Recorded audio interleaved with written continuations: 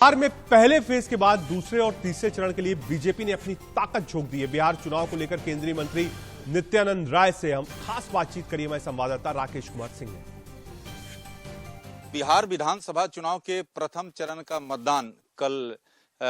जिस तरह से कोरोना काल में हुआ है और लोगों ने जिस तरह से अपना उत्साह दिखाया है, इन तमाम मुद्दों पर बातचीत करने के लिए हमारे साथ केंद्रीय गृह राज्य मंत्री और बिहार बीजेपी के पूर्व अध्यक्ष नित्यानंद राय हमारे साथ हैं। नित्या जी, जिस तरह से जो स्थिति है, प्रथम चरण के जो मतदान हुआ, जिस तरह से जो प्रतिशत आया, आप उसको किस तरह से देखते हैं एनडीए के दृष्टिकोण से? देखिए, प्रथम चरण के चुनाव जो हुए हैं कल और शांतिपूर्ण ढंग से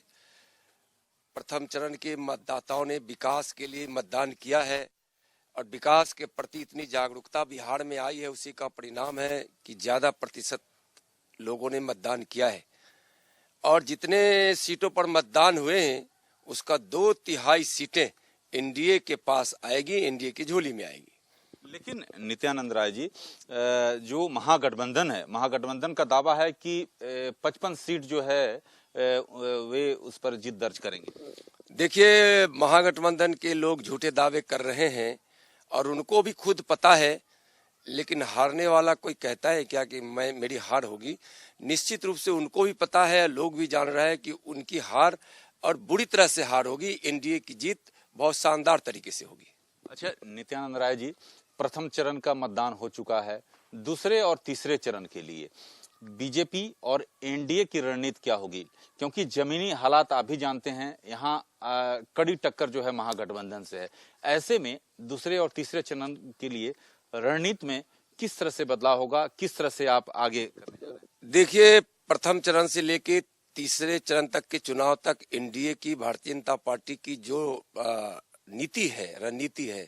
हमने जो उसकी तैयारी की है, एक समान तैयारी की है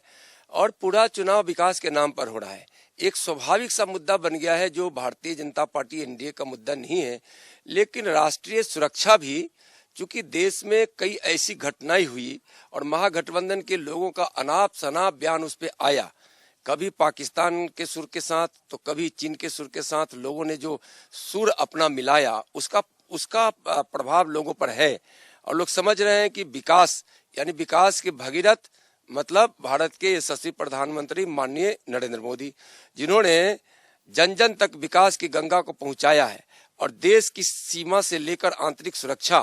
और देश का मान सम्मान भी उनके नेतृत्व में बढ़ा है। इसलिए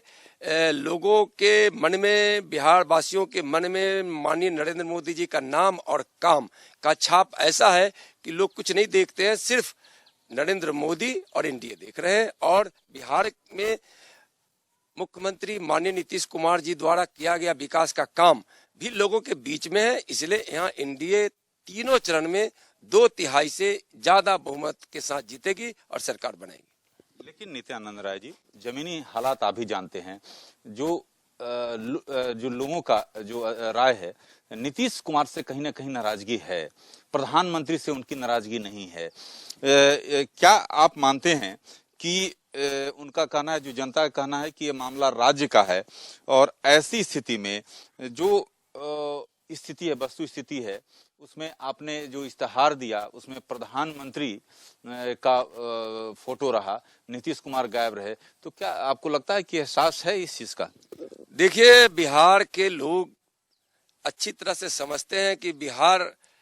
राज्य में सरकार बनाकर हम अपने माननीय प्रधानमंत्री जी के हाथ को मजबूत कर रहे हैं। इसलिए माननीय प्रधानमंत्री जी के हाथों को मजबूत करने के लिए, उनके विकास की धारा जो जन जन तक जा रही हो, अवरुद्ध नहीं हो और देश की सुरक्षा,